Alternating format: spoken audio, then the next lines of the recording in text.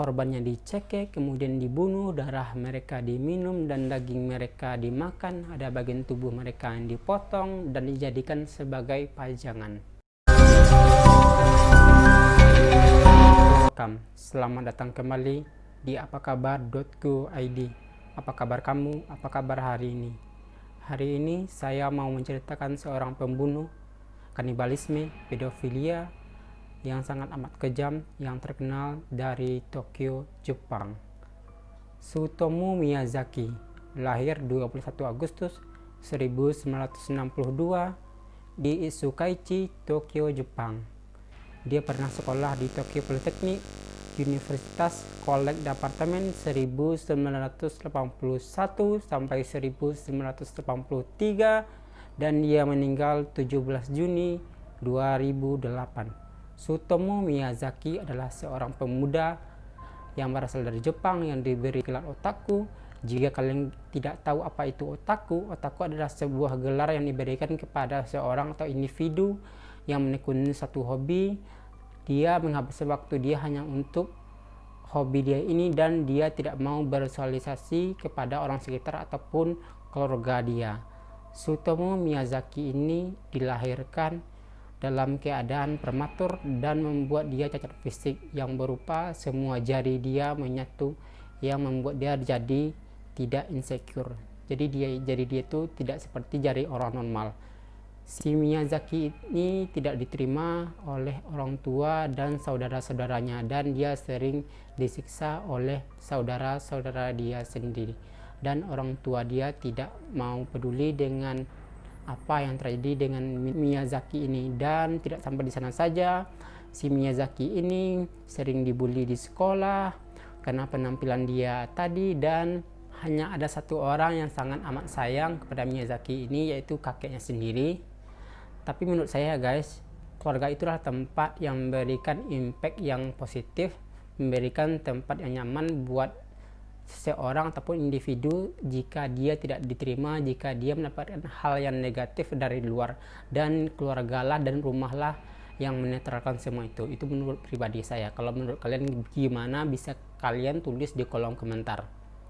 Dan setelah kakek Miyazaki ini meninggal pada tahun 1988 dan dia mulai depresi karena orang satu-satunya yang menyayangi dia, yang tulus sama dia tanpa memandang fisik si Miyazaki ini, lebih duluan pergi meninggalkan Miyazaki ini dari dunia ini. Dan Miyazaki ini udah menunjukkan hal-hal ataupun gelagat yang mulai aneh. Di antaranya dia mulai mencoba memakan abu kremasi dari kakeknya sendiri, dan dia coba menyakiti diri dia sendiri, dan dia coba bunuh diri. Dan pada tahun 1988 sampai 1989, Miyazaki ini mulai menculik anak-anak yang berusia 4 sampai 7 tahun. Dan Miyazaki ini juga memiliki hobi-hobi yang sangat aneh. Di antaranya Miyazaki ini sangat suka mengkoleksi atau menyimpan film-film yang bergenre horor, pembunuhan, dan yang lebih parah lagi dia suka mengkoleksi video-video porno anak di bawah umur, dan dia juga suka mengkoleksi komik anime, dan dia juga suka merekam video anak-anak yang sedang bermain di taman. Dan di tahun 1988 akhir, si Miyazaki ini mengirim sebuah paket kepada keluarga Marikono. Marikono ini adalah seorang anak perempuan yang dibunuh ataupun diculik oleh Miyazaki ini sendiri. Dan di dalam paket itu berisi sebuah celana dalam yang dipakai oleh Marikono terakhir kalinya. Dan dalam paket itu juga berisi sebuah gigi, dan dalam paket itu juga berisi beberapa tulisan yang berisi mari dikremasi. Tidak hanya sampai di sana saja, si Miyazaki ini dia sering menelpon.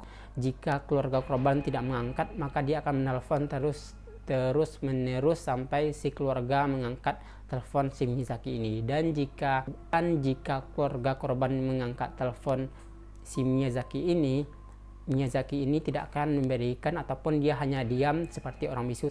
Bagaimana cara dia membunuh para anak-anak kecil ini.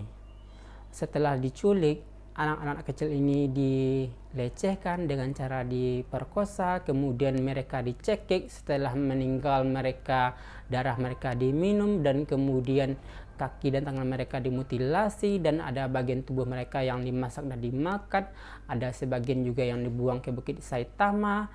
Dan Miyazaki ini menjadikan pajangan tangan anak kecil yang dia bunuh, yang dia perkosa, dan dia memotongnya dan jadikan pajangan di dinding dia dan menyimpan dia di dalam lemari. Dan tidak hanya cukup menculik 4 orang anak, si Miyazaki ini tidak merasa puas, dia mencoba menculik anak kelima, dan di saat itu dia ketahuan oleh ayah calon korbannya ini, dan si ayah calon korbannya ini melaporkan ke kantor polisi, dan rumah Miyazaki ini digeledah, dan di sanalah polisi banyak menemukan temuan bukti, diantaranya potongan tubuh manusia, rekaman atau video anak di bawah umur.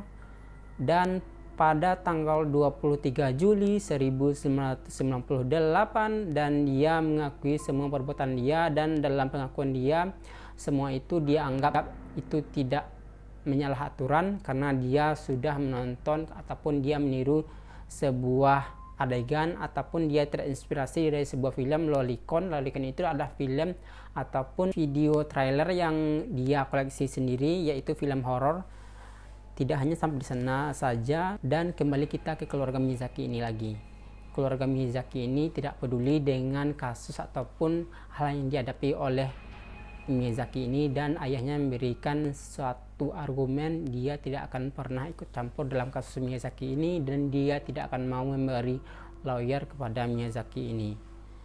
Dan Miyazaki ini dicatat dalam sejarah Jepang adalah sebagai pembunuh yang sangat amat kejam yang dijuluki pembunuh otaku girl, Dracula Miyazaki, The Little Girl Murderer.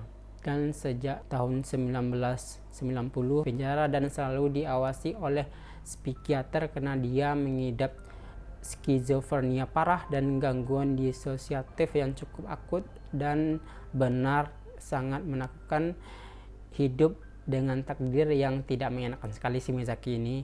Dia hidup di keluarga yang tidak dia inginkan, dia tidak diinginkan oleh keluarganya sendiri, dan dia memiliki seorang kakek, dan kakeknya ini lebih dulu meninggalkan dia saat dia setelah Miyazaki ini dipenjara di Saitama, Tokyo selama kurang lebih 18 tahun. Dan pada tanggal 17 Juni 2008 Miyazaki ini dijatuhi hukuman oleh pengadilan Saitama, Tokyo, Jepang dengan cara Miyazaki ini digantung sampai mati.